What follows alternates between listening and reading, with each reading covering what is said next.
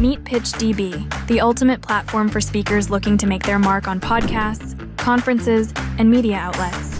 PitchDB provides access to over 3 million platforms, ensuring you find the perfect avenue for your message. With AI integrations, your bios and pitches are tailored uniquely to each opportunity, giving you the edge you need. Join now at pitchdb.com. Welcome to Your Brand Amplified, the podcast where we interview marketers, publicists, and brands to learn their stories, what makes them tick, and tips and tricks that make a difference. It's really funny to me that while I meet people from all over the world on the podcast, I also meet people who live less than a mile away from me. And that is who my guest is today, Eric McHugh. Thank you for being on Your Brand Amplified. Hi, Anika. Honestly, I'm grateful to be here. Looking forward to the conversation, and thank you so much. Of course. So I'd love for you to talk a little bit about yourself and your journey into this world of Web3 before we get into what you do now and what Web3 is. Sure. Now, that's a fun story. Well, nice to meet everyone. Like Anika mentioned, my name is Eric. I'm 30 years old, and I'm blessed to be living in beautiful Los Angeles, California.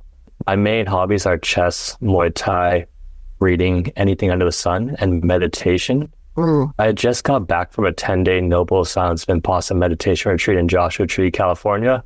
So this is my plug. It was a beautiful, transformative experience, completely free.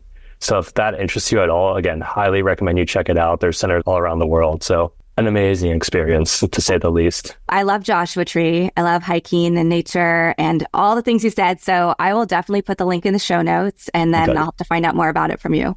Yes, the more people do this meditation, I think the better it is for us as a collective. So I'm glad for the link in. And again, can't recommend it enough. Not to totally digress, but I'm working with a former Zen monk right now. Oh, that's amazing. Through his and going through his program so that I can become a master certified coach and help him get his message out to more people, because he's not a marketer. So I love that we're having this conversation. I always get these conversations exactly when I need them, right? To show that this is the path. So that makes me even more excited, even though I know we're going to talk about a lot of really cool things and ways that really transform businesses today. But thank you, Eric, first of all, for leading with who you are, not outside of the construct of work, because that is so important to know who you are and be able to infuse that in everything. So many people lose sight of the fact that you really should be the same person no matter what you're doing, inside and outside of work, inside yourself and outside to what you show to the world. And so just by starting our conversation with that introduction of yourself, you're already showing this to us. Yeah, and I guess if we want to dive a little bit deeper into that subject, I think authenticity is the key. So I think the universe, God, or creator, or whomever, I think he bestowed each of us with individual gifts. Right. And I think everyone is happiest when they're serving other people. So the best way for me to serve other people is to follow my own gifts, follow my own intellectual curiosity, and wherever that ends up, that's how I can serve other people. So for example, like if you try to be me, you can beat me at being me. I'm the best in the world at being me. So why would I not do something I'm the best in the world at? But on the flip side, you're the best at the world of being you. So I can't beat you at being you. So if we both follow our individual curiosities wherever it takes us, that's how we can just better serve the collective. Because I think that's what we all want. I think we all want to make a positive influence, whether we know it or not. Yeah, absolutely. So you talked a little bit about the who, right? Yeah. And the being of Eric. So let's move to the doing in the world of work. You've done a lot of different things in digital media. What piqued your interest in that field? Yeah, so I went to UCI and I interned in Barcelona and Washington, D.C. as a project manager and a government affairs consultant, which was just more of a funny experience because they're just such polar opposite work cultures and you can learn a lot. Like in Barcelona, you show up at 10 a.m., you're the first one there in sandals. Washington, D.C., you show up at like 8:30, full suit and tie, full humidity, and you're the last one there. My first job out of college, and again, like right out of college, like I need to get a job. What do? Let's just start applying places. And I'm 30, so at the time, Fang or like Facebook, Amazon, Google, they were the hot spots as well as consulting. So I'm like, what do I really want to do? Let's just mass apply at Google, Facebook, and all that places. So I got into Google. I got into Snap as well. I chose Snap for two particular reasons. First is the location. It's in Venice Beach. So they do something really cool too. It's like they don't just, at the time, they didn't have one big campus. they purchased a bunch of different properties on the boardwalk. So it'd be different houses. So you'd walk around Venice Beach Boardwalk, beautiful summer day, and you'd work in different work pods in different locations. So that was a great learning experience. And the second reason I chose Snap was because it was right before their IPO. Obviously, I joined late, so I didn't get any equity, but I wanted to see what it was like with a company going through that transition process. It was fun, by the way. And after that ended, I'm like, okay, I need to get a 9-to-5 job. What's next? Consultancy seems like the good choice. So I joined as a bankruptcy consultant. Wow. Long story short, if a company's going bankrupt, like a Fortune 500 company goes bankrupt, they have a lot of debt they have to move around. So the lawyers, the courts, and the consultants work together to ensure everyone's getting paid. But this is what kicked off my journey as an entrepreneur, because at that point in time, I was heavily researching Bitcoin, and that mind virus was taking over. So I'm just like it was a point in time where I'm reading everything I can get my hands on, all the podcasts, all my friends are getting into it, which didn't align with the ethos of the bankruptcy consulting firm. And don't get me wrong, the consulting, everyone there was kind, everyone was smart, it was a good firm. In terms of consulting firms, there was a ping pong table and nap room, so it was relatively chill. But it was more of a systematic issue. So during a bankruptcy consulting, there's tiers of creditors, like tier 1, tier 2, tier 3, tier 4. Tier 1 gets paid first, tier 2 gets paid second, tier 4 gets paid last. Me, you, our mom, our dad, any normal people were always in tier 4, so we get pennies on the dollar. So as a consultant firm, normally the client will bill out from profits, which I think is fine, but we're billing out a bankrupt company who needs that money to pay back from creditors, effectively making the pool smaller for everyone who's supposed to get paid back, right? Which didn't exactly align with my ethos at the time. So I quit that job. I'm like, okay, well, I know I'm going to work in crypto. How do I get started? And it was funny, old-fashioned networking actually worked for me. Okay, let's just go to cryptocurrency meetups, see where that leads me. And then I met the original ShopX team at a one in Long Beach. We've been building ShopX since then. We had a side tangent startup as well called Cart Forever Paul & Lee. It got VC funded by a incubator called Science Inc. And so what that did is replace affiliate codes for e-commerce brands. So if you're a brand, you're on Shopify, you can download our app, you can upload your products to our database, and then any customer could sell any brand's product from a singular link. So just like TikTok shops did recently, we did that before on Instagram. So that was a cool thing. The main benefit for me from being at Science Inc. is the incubator. So an incubator is basically a startup classroom. So next to our desk was another startup, next to another startup. We were right next to Liquid Death, right when they got launched. So as a learner, I was very fortunate to be in that environment and got to interview, have lunch with a ridiculous amount of founders at different stages of their career. Nice. So the amount of tips and just I'm like, hey man, what worked best for you? What do you do? And they're obviously happy to tell. So as a young, professional, I'm going to call it, absorbing that amount of knowledge was insanely valuable. Yeah.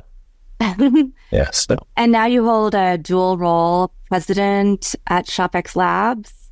Yes. And then also dating. Yes. So this again goes back to the role of follow your intellectual curiosity and everything. Just like the universe presents opportunities when they're ready. Just like you're, encountering people into meditation. The same exact thing happened to me with ShopX and Dating.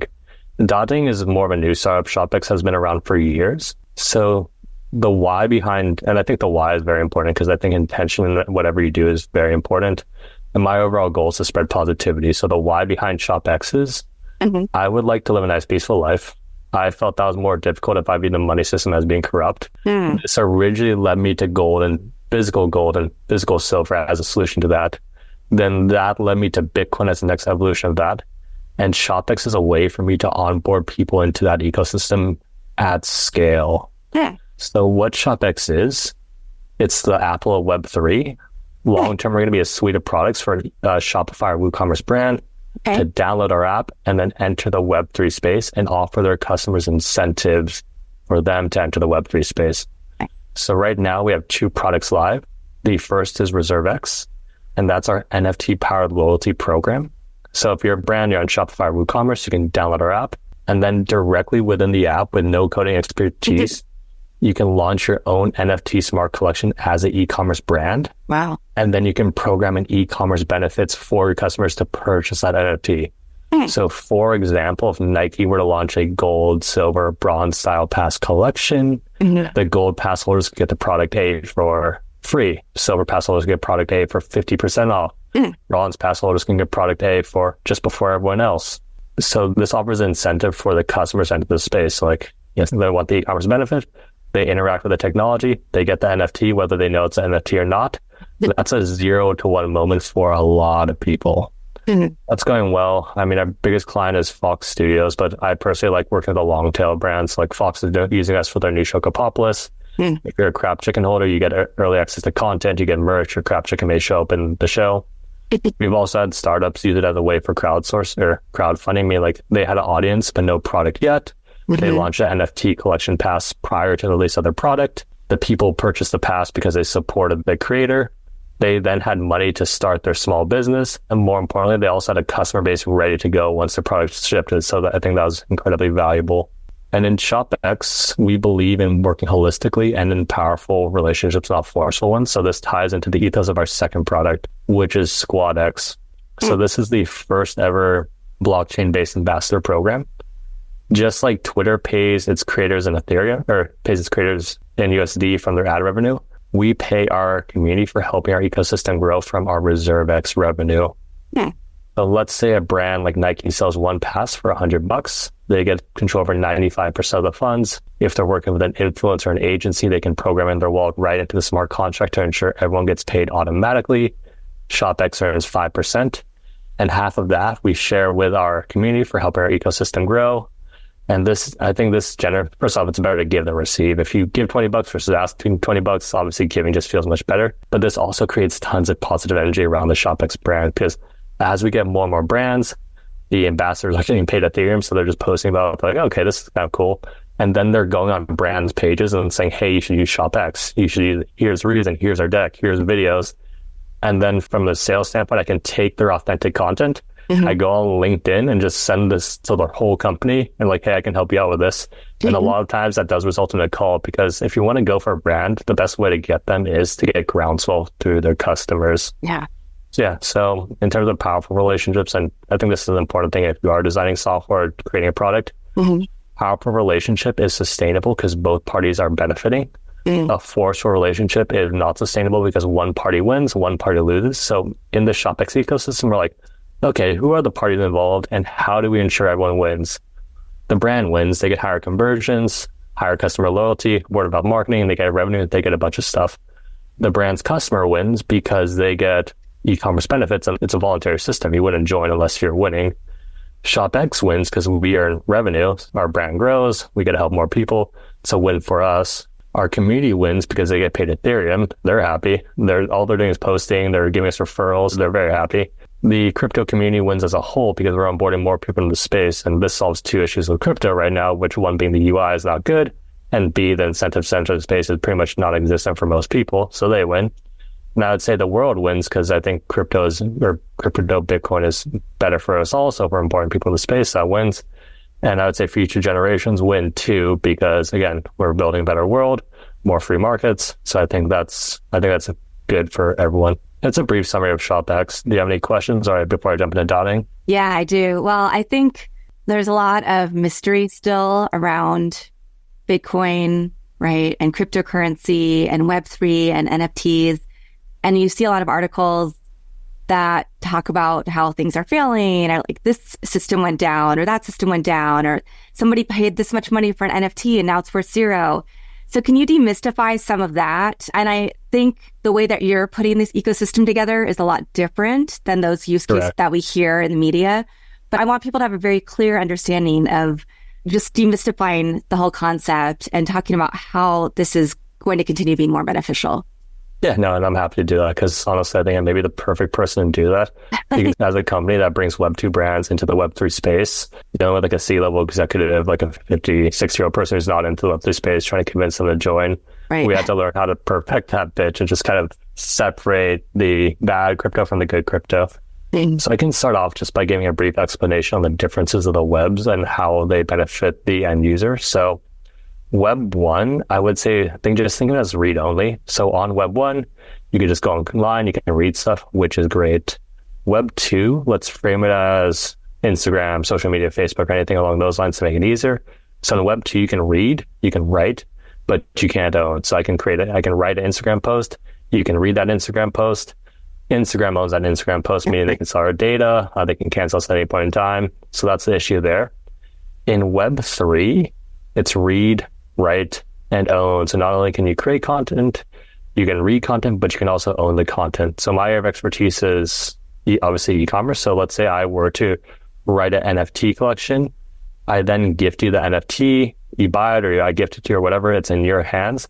There's now a connection between me and you. Mm-hmm. So I can continuously add value to you. Let's say in the terms of like, I'm an e-commerce brand, I can continuously add products, benefits in real life events. And the thing is, it's your NFT, so I can't take it away from you. The government can't take it away from you. Instagram can't take it away from you. So for Web3, and I like to joke that Web4 is a combination, it's like a Ready Player One type of vibe, where like it's a AR, VR, metaverse, crypto, everything tied into one. I'd say Web5 is everyone just has enough of this, and they're just like, okay, we're going back outdoors. So yeah. So NFTs and crypto are a core tenet of Web3. Mm-hmm. And what an NFT is, and for Web3 to be successful, it has to be done completely in the background, meaning like my mom has to take out her phone, she goes tappity, tappity, tap, or she gets her e-commerce benefit, the merchant gets paid. They don't even need to know that crypto is happening in the background. And I think that's what we're building to. And honestly, we're not there yet. We're right at the beginning stages. Yeah. So right now, and I've been dealing with this too, like, because we talk with a lot of brands where they're like, okay, aren't like 95% of NFTs scams? I'm like, well, yes, they are. Do I care about because it's factual. Like, I mean, it is what it is. I mean, do I care about like a $500,000 monkey? Not particularly. So this is where ShopX, we differentiate between an ENFT and a regular NFT. So NFT stands for non-fungible token, meaning it's just digital scarcity. And a lot of the NFTs in the space are all based on hypeware. And a lot of stuff goes in the background for a normal NFT, like people in the background are pumping the price specifically to dump on the retail audience. So unfortunately that happens. It's weeding itself out. I think it's just kind of a necessary part of like an ecosystem growth. Yeah. But with ShopX, where we differentiate is our NFTs have e-commerce utility.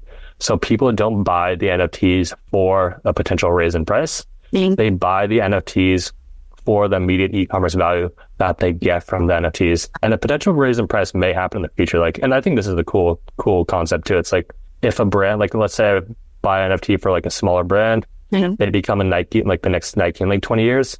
Because I bought it early, that theoretically should raise the price. So good for me. And it's my NFT. So if I want to sell it for profit, I can totally do so. And as a brand, you can also program a royalty. So every time someone sells an NFT, you get kept in that loop. So it just creates a better ecosystem. Yeah.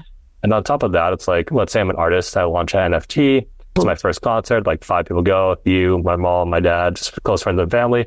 It's like, okay, now there's a connection between me 20 years down the line. I know who my original fans are. I know my core audience. It's like, okay, you were supporting me early. Here's some autographed merch. Here's Coachella tickets. Here's a bunch of stuff because you were there and we have that connection now. Wow. That was the most clear explanation I've ever heard. So thank you. I think that everybody listening will be able to really see how this could be useful. And I also wanted to ask, because I do hear you have like Klarna and you have shop.com and you have all these different websites now where you can go on and see a whole bunch of different brands, or like Instagram or TikTok or whatever, and see a lot of different brands and purchase. So do you think that Web3 also is the next evolution of like websites themselves really won't be places where people don't have to go purchase on a Nike website?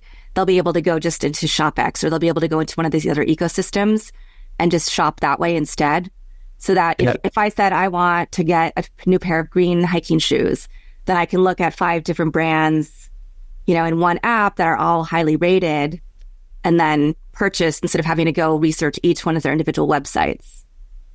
Yeah, it's funny. Actually, you hit on one of ShopX's future products. Oh, okay. Which is SourceX. So we're in proof of concept mode right now. We have our deck and we started development on it. So what that is, attaches a ENFT to each individual product SKU. So if Nike has 1 million products, each individual product has an ENFT attached to that follows the product for your lifetime. So think of it like The Matrix, in that scene where Neo summoned all the guns. You can do that with individual products. So let's say Nike were to do that. They have 1 million products. Adidas did that too. Everyone does that. And now all those products are stored on the blockchain, and anyone can sell any product at any point in time. So there's multiple benefits for that too. It's like, let's say for the Nike example, I purchase a Nike shoe, I get the NFT attached with that, I sell it once, twice, 3 times. Nike gets all that data as a brand. They can program in royalties, which is good for them. But on the flip side, and it goes back to like the review thing, it's like I can trace that product now back to the Nike factory source. So if you're dealing with authenticity issues, it solves this. And in Web4, we're talking about the metaverse. This is the perfect transition for that into the metaverse. Like, for example, I buy a product in real life. I get the shoe or glasses or whatever. There's an NFT attached to that. So that means there's a digital scarcity attached to that. There's a one-of-one. My metaverse avatar gets that. Yeah. And let's say Nike's doing a collaboration with Snoop Dogg or whatever. That NFT can give me token gated access to Snoop's lounge in the metaverse. So there are plenty of collaborations around there. But on the flip side, if I purchase something in the metaverse, I purchase my glasses, I can claim that with the NFT as well. And I could go to the Nike store and I can claim the product in real life. Wow. So yeah, and you as an affiliate, just like the Carpov concept where everyone could sell anyone's product, you could sell anyone's NFT at any point in time and earn a set commission based on the brand. And this creates like a system where everyone wins. Like you could go on the Nike website, but they can also sell like whatever other NFTs as well. It doesn't have to be winner or take all. It's like, okay, this person may want a Nike product, but they may want this running shirt that accompanies the Nike product, or they may want to partner with Gatorade and just sell stuff on their website like that too. And the NFT would be the source of all that. Wow. I see that's years off, and this is just because we're dealing with this personally right now. It's like integrating that with this whole, because that's a lot of issues too, the supply chain. I'm not sure if you're aware, but there's an issue with barcodes, meaning you could scan a barcode for my laptop and it could show up as like a chair or something because there's not enough. So you can replace barcodes with NFT, so it tracks all the data for life. But for that to happen, and we're working with like cool companies on doing this, but you have to bake that into the supply chain as well. So uplifting a company's supply chain, that takes time, that takes resources, they have to be ready. So that's just something we're building on in the future, and hopefully it works. Maybe it does, maybe it doesn't. We'll find out. Cool. All right. That's awesome. Thank you. Okay, now what is Data-ing?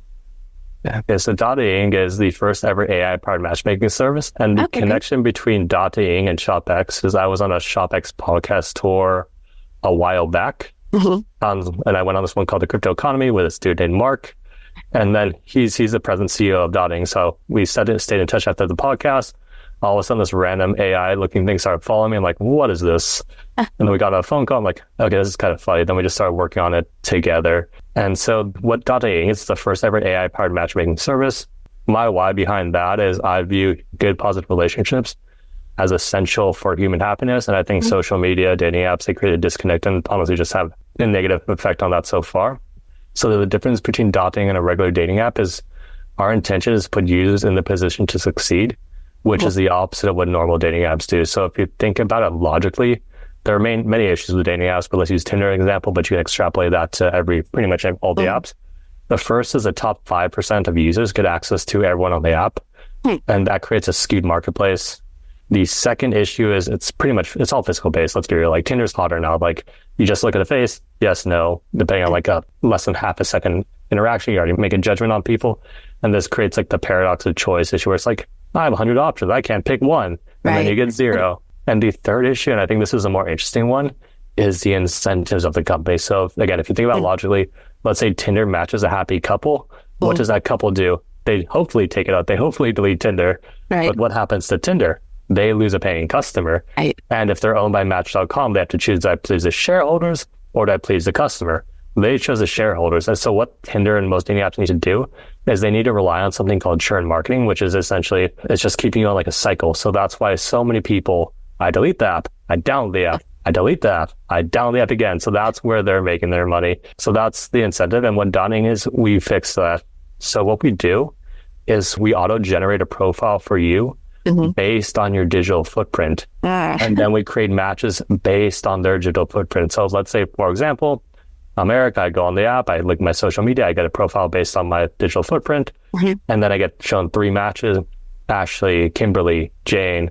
Okay, I only get 3 matches, so I can't just endlessly scroll. That's good, because I want to learn more about the individual person, because I think that's more important if you want like a good relationship. So I'm like, okay, tell me more about Jane. Oh, she also went to a 4-year university. You did too. You guys may match. Oh, she's the youngest according to her Facebook. You're the oldest according to your Facebook. Our pattern recognition software says that's good. Great. Oh, you both follow the same people on YouTube. That's also good. Oh, on Instagram, you both go to national parks. Oh, you guys might be a match. Oh, did you know you guys both follow this one obscure artist on Spotify? No? Oh, did you know they have a concert coming up for the next month? Would you like me to suggest a date with Jane? It does that. Oh. Jane and I, we go on that date. It goes well. We get married. We have 2 kids or whatever. And then the app can function as a dating butler. So it's like, okay, Eric and Jane, you guys haven't been out of the house in 3 months. We recommend you go on a date. Here's a childcare service. Nice. Okay, great. Oh, the place you went on your 3rd date, it's having a half off sale on ice cream or whatever. Maybe you should go there. And then it just kind of helps us from there. So I think the first stage of the company, and we're also building out AR and VR just because I personally think Apple is following, like the VR side, I think right now it's following the method of the iPhone where at first it's clunky, expensive. I was like, I'm not going to ever buy that. It's too rich. It looks stupid. But then like 10 years down the line, everyone has an iPhone. So I think they know what they did for that. I think they're just copying that. So we'll have a VR section as well. But yeah, dating is just a really easy market to just work with just because it's broken for a lot of people and it does solve a lot of problems for that.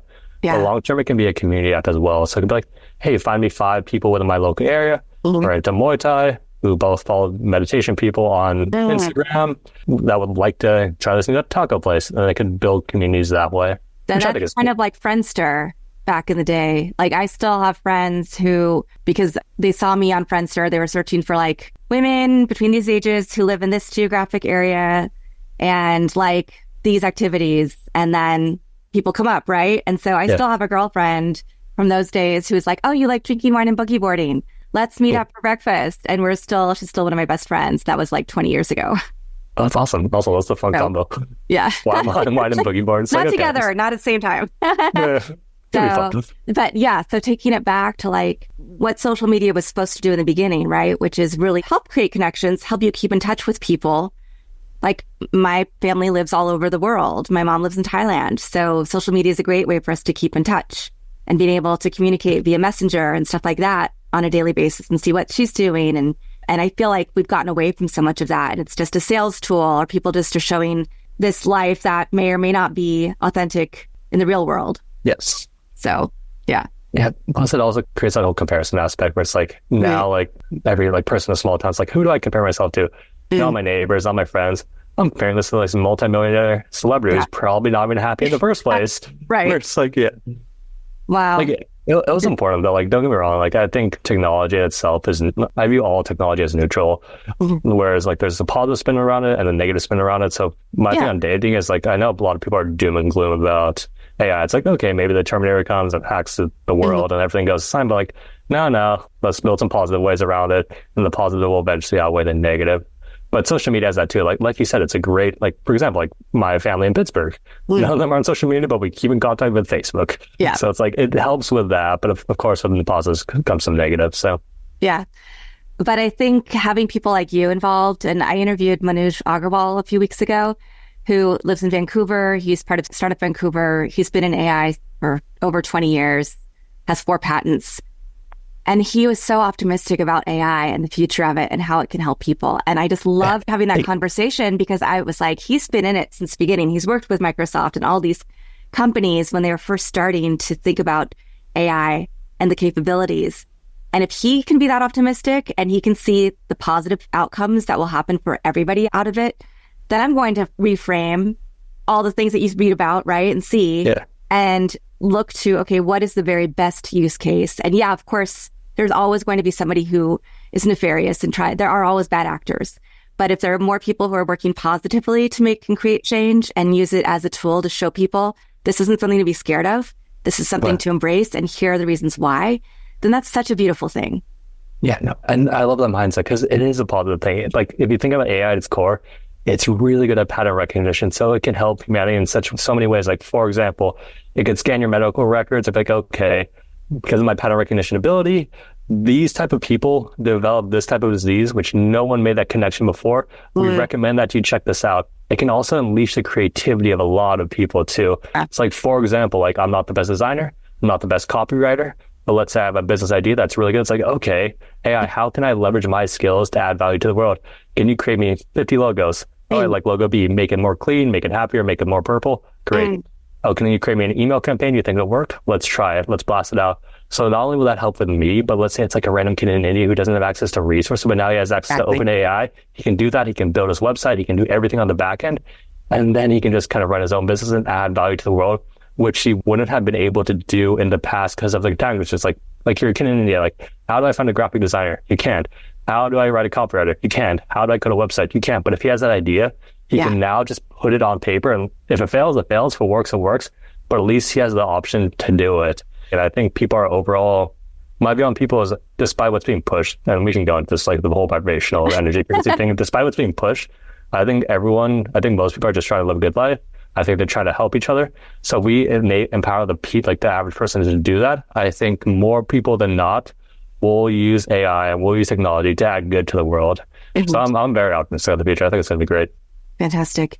And I just want to give a little pitch here, because one of my show sponsors and a tool that I use is PitchDB, which is an AI tool that helps you pitch podcasts and events for speaking and find journalists, but it matches kind of like the dating dataing, right? You upload your profile and then you can match yourself to different podcasts, for instance, and it'll use the keywords to create a perfect pitch, because we met through Podmatch. And sometimes people don't give me the best pitches on Podmatch. And so if that work can be cut out for them, and then it goes a step further where they're creating this women's initiative in South America, and they're helping women get better jobs by hiring them to learn the Done For You service. So when people go to PitchDB and say, I want Done For You, now these women know the ecosystem and some men. And we just had a call this week about that, because I'm like, I have a project in Ghana, so I want to take this there. I have another friend who has a project in Kenya and Tanzania and one in Egypt. So the four of us got on the phone and just talked about, okay, once you're done with your pilot, let's get this to other women in different parts of the world so they can also have a livelihood. And so the power of AI and this functionality is it's going to create just a better ecosystem where people aren't worried about how they're going to have money for food or a place to live, right? Yeah, it gets people out of the survival mindset into the abundant mindset. Because you can't create when you're in survival. You can't build something like, okay, I don't have a roof red. But if you're in the abundance mindset, that's when you create. That's when the magic happens. And the cool thing is, and this is part of the reason I love going on podcasts so much, is I think of everything in terms of energy, frequency, and vibration. So for me, it's a chart. Like if you're saying I'm sad, you're angry, you're happy, you're joyous, you're peaceful, you're just saying I'm vibrating at a different level. So shame is the lowest, anger, fear, pride, like hate, they're below 200. But if you're above 200, so if you're below 200, that's when you're taking energy. So when you talk to someone, you're just like, I'm kind of drained. That's what's happening. But if you're above 200, that's when you're giving energy. So I guess my inner purpose, I think everyone has the same inner purpose. Mm-hmm. And that inner purpose is to raise your own level of consciousness. And the cool thing is, as I raise my own level of consciousness, it raises those around me, and it raises those around them, and it raises those around them. So it creates a nice positivity upward spiral. Exactly. So and I think AI helps with that. Like, for example, like, I'm also going to check out that service you recommended. But yeah, like, I'll send you a link afterwards. Yep, please do. Everything's just coming together right at the right point in time. Exactly. Where everything's just going to work out. And I also want to frame something like that vibrational scale. Mm-hmm. It's like when you're between the levels of 100 to 200, so that's like anger, fear, hate, that's when people are most programmable, or most likely they're most controllable at that levels. So if you think about why social media, why media always pushes those levels of, I guess, like vibration, I think there's a reason for that. But again, like what you see on what you see on the news is 99% negative, but it's like in reality, it's like 90% positive. So, so you have to realize that line, Yeah, we could go off on so many tangents here, because what you just said resonates with me so much about certain like politicians and certain celebrities, and just the way that they act in the world, and the kind of energy that they're trying to attract is not positive. And but the people that they are attracting are very programmable and do believe whatever they're saying, whether it's reality or not. So we could go on for hours. Oh, I'm sure we could, actually. But I'm going to have you on the USC Mediascape Insights from Digital Changemakers podcast next. So for those of you who are listening to Your Brand Amplified who haven't also listened to that podcast, please do. And I'll be launching a third one about Zen Zone Mastery very soon as well, which kind of takes everything I learned from branding and that I want to teach people about branding, but in the way that I've been wanting to put it out in the world. Because for me, brand really is knowing who you are authentically inside, and then using that and portraying yourself outwardly with that same frequency and vibe. So I'm having so much fun, and I can't wait to have another conversation with you, Eric. I also have a lot of students going through the master's program who do influencer work or affiliate work. So I'm going to have to have another conversation with you to learn more about that ecosystem. But if there's one or two things that you want people to take away from this conversation about Web3, about NFT, about blockchain and crypto, what would those be? So crypto, Web3, I think it's the future. Long term, it's going to be here. It's going to be done in the background. But crypto can be looked as a double-edged sword. Meaning with ownership comes responsibility. So I would recommend you learn how to take control of your assets. So if you do lose your crypto, if you lose your NFT, it's not like you get the benefits of ownership, but you also can't call it. It's your responsibility to take care of yourself. So you have to learn the proper methods on securing, storing, and however you want to do that. The best way to get started is just to get some skin in the game. So for example, if you're completely new to crypto, you want to learn more, you don't really have any incentive to do that right now. So maybe you go on Coinbase, buy $5 worth of Bitcoin. You have some Bitcoin, you're much more likely to learn then. And of course, in the crypto ecosystem, there's no shame. Well, in any ecosystem, there's no shame in asking questions. So if you don't know something, ask someone who does, and they'll be more than happy to help you. Nice. And I have two last questions. The first is, what is the easiest way for people to follow you, learn more if they want to reach out and learn more about the projects and the work that you're doing? Yeah, so my intention for this is I want to be as helpful as possible. So if you have any questions, just want to talk, reach out anytime. If you want to learn more about ShopX or Web3 e-commerce, the best place would be our site, shopx.co, shopx.co. If you're interested in dating, so the first ever AI-powered matchmaking service, it's dating.io. But if you want to reach out to me personally, or if you want help with anything, or you think I can help you with anything, or resume, or just want to talk about anything, my Instagram is Eric D. McHugh, EricDMchugh. And I love meeting cool people, so feel free to reach out. Fantastic. And I'll link those in the show notes. And then I'm sure you have many, but I always ask guests for their favorite or whatever's resonating with them right now. Quote, mantra, family motto, poem, verse, whatever words are coming to you. As above, so below, as within, so without. So what that essentially means is the outer world is just a reflection of the inner world. And if you want a positive outer world, how do you change that? You have to change your mindset on the inside, because whatever happens in your inner world will eventually be reflected in the outer world. Think about it this way. You look at yourself in the mirror, you want to change the reflection. You can't change the mirror if you change yourself. Wow. Well, thank you so much for this amazing conversation. And thank you to all of my listeners and people who are watching this episode, who are listening or watching this fantastic discussion, not just on the future of the internet and Web3 and 4 and 5 and 6 perhaps, but also on life and living a good life. And I'll just leave it there for everybody to ruminate on. With that, I will be back again with another amazing guest on the next episode. Want more? Check out amplifywithannika.com or follow me on socials at amplifywithannika.